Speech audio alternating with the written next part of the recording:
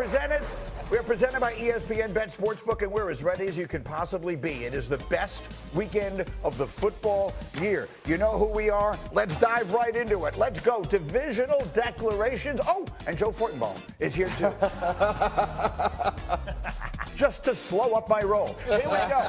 Divisional declarations is where it begins on this weekend's games. RC, let's take them in the order. You will be there tomorrow. Kansas City, Houston, give me a divisional declaration. To me, this is the biggest mismatch in all of the playoffs. And I know we're going to look at Detroit and Washington, but when you think about the way that this team has historically played in the playoffs, the Kansas City Chiefs, how Patrick Mahomes executed down the stretch of the season, and the way they found themselves offensively against the Houston Texans, I think it's going to take a yeoman's effort from the Houston Texans offensive line, C.J. Stroud, and turnovers defensively to win this game. We'll dive into it. Meanwhile, Bart, the second game Saturday. Commanders, Lions, give me a divisional declaration. Oh, Pop's going to be heavy on the cognac that day. But I tell you what, this is the start of something great, because this is the worst that Jaden Daniels is ever going to be. I think he's exceeded expectations. The worst. I think he's exceeded expectations. The team is only going to get better, and he can pull off the exceptional, in my opinion. Jaden Daniels is a generational talent. I think he's going to put that on display, and the Lions should be on upset alert, maybe. Ooh,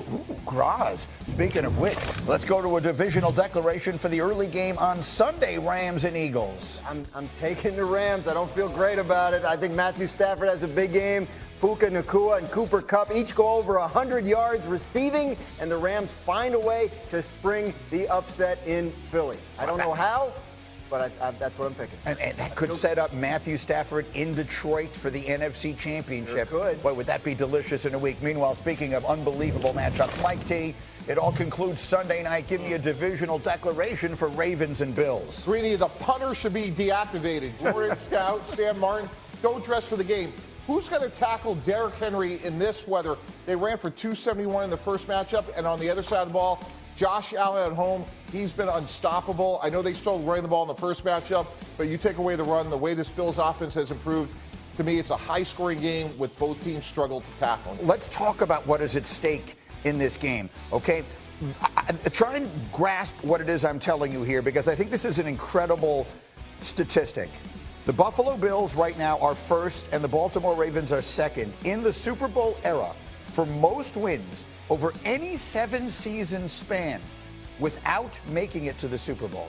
So just take that in for a moment. There has never been in the Super Bowl era a team that won more games than the Bills have won over the last 7 years. Can I make a point? Yeah. It's a Kansas City Chiefs stat. It is, but also, too, look at the quarterback of the other team that was up there. It was Peyton Manning. Right. A guy we were having these discussions about his greatness as it pertained to, equaling team success when it came to the Super Bowl. And so it shows you that you can still become an all-time great, still win the big game, even starting slowly as a team. Well, I've made that comparison with Lamar Jackson a million times. I mean, Lamar's got the two he has literally everything except for this. We all know what both these guys are missing. And you put it better than I could, so go ahead. When you define what is at stake for the quarterback. Yeah, this is a career-defining game before the legacy-defining game. Both of these quarterbacks had the exact same thing at stake. They've both been to AFC championships and lost to Patrick Mahomes. They've both shown you that during the regular season and in the playoffs at times that they could be great. But they haven't gotten the one thing that the best quarterback in football has right now, which is the championship. And so when these two face off, it's not about who's the MVP. It's about who shows up best for their team in that moment. And in winning this game, it gives you an opportunity to face the boogeyman, to face the one player that have kept both of you from reaching a point to where your name becomes immortal. And in order to do that, you have to beat, at least this year, the other best quarterback in football, and whether that be Lamar Jackson or Josh Allen. So that's the big picture, and we'll spend a lot of time this morning on the big picture, but let's start little picture. Dan Graziano, you are covering this game for us. There are two significant factors. One is Zay Flowers, and the other is the weather. Go. So Zay Flowers hasn't practiced this week. Missed last week's game with that knee injury.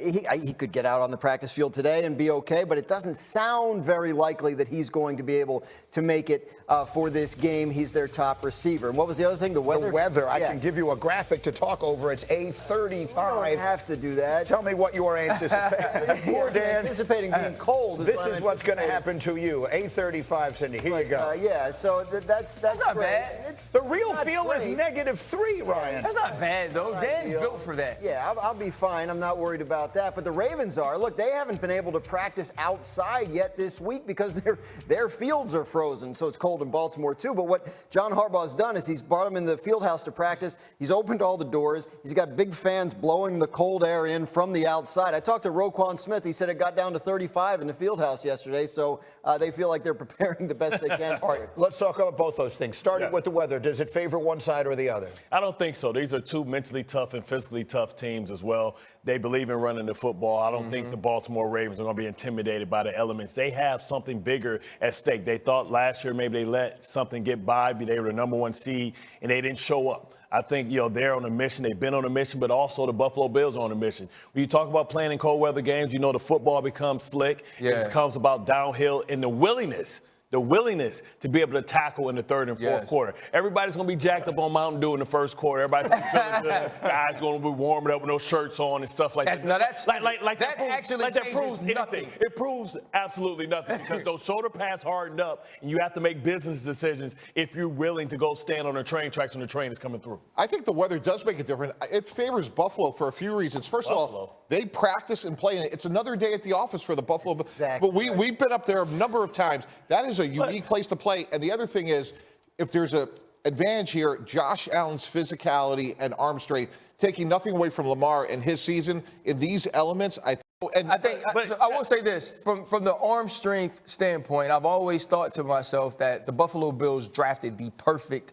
quarterback for the elements. And I'm going to say this about the weather, though. I remember the colder it got, the more I felt like I could stand out. Because I felt like no matter how cold it gets, it's going to hurt you more when I hit you than it's going to hurt me. And I wanted to prove that every single snap. And you think that Roquan Smith is going to care how freaking cold it is? And he's going to care that Josh Allen is running the football? Because he's going to say, when I put these pads on him, it's going to hurt him more than it's going to hurt me. This is where the real men stand up. This is where you figure out how bad you want to win championships. And the quarterbacks figure it out, too. Think about Tua Tagovailoa and Patrick Mahomes last year. Patrick Mahomes wasn't tripping on how cold it was. And I'm going to be honest with y'all, it don't matter where you play. Cold is cold. You've been living in New York your whole life. You've lived in Chicago. You don't like being cold because you don't like being cold. You don't get used to it.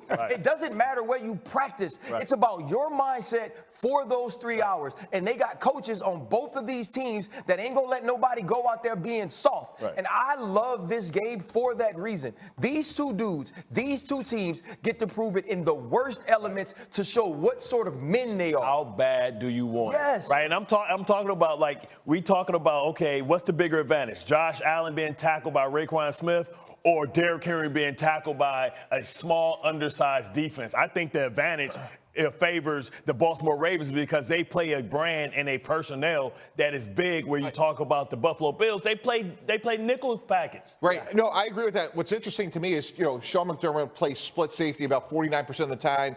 Last game, we know they ran for 271 yards against Buffalo, but this time they have Matt Milano back, Terrell Bernard, Tyron Johnson. Linebackers. And that, to me, that's the X factor in this game. How valuable are those linebackers? How much of a difference can they make in this game? Look, I'm going to play back everything Ryan said, like when I'm getting dressed on Sunday morning. I'm going to be fired up to go battle the cold. But listen, neither one of these teams cares at all about how cold it's going to be. They both have much bigger things in mind. The Ravens still remember how last year ended. They're talking about how this year's different. They've been through adversity and come out the other side, and they're fired up. The Bills are pissed off that Josh Allen's not going to win MVP. Like when that All-Pro team came out last week and it was Lamar Jackson first team, like that made them mad. I was talking to Spencer Brown, their right tackle, and he said, yeah, we noticed that. He said, this is the matchup everybody wanted. They're going to get it. So, and then he stopped talking and he said, nah, I'm not going to go any further than that. You'll see. But isn't Okay. that, I think, though, that's going to be the conversation in these locker rooms because that doesn't matter. And let's be real. Yeah. Winning this game is the MVP. Right? If Josh Allen is sitting at home and wins the MVP and Lamar Jackson is playing in the Super Bowl, everybody from Baltimore, everybody around the world is going to say, we really don't care because when it was time to be the MVP, Lamar Jackson was, and vice versa. And so it's going to be about how they go out and perform in this game. And I got news for you. It's actually not just all about them. Right. That's what's going to be great about this game on Sunday evening is the fact that the run game's going to have to step up.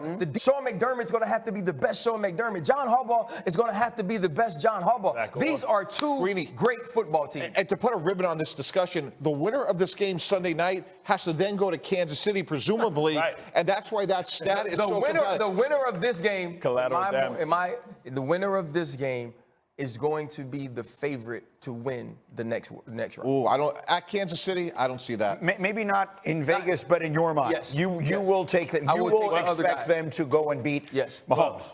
Well, this division, you talk about what's the physical toll that's going to be put on both of these two teams and what's left to face the Kansas City Chiefs. Right. Speaking of Vegas, we have Joe Fortenbaugh all morning long. Wait. Our bet.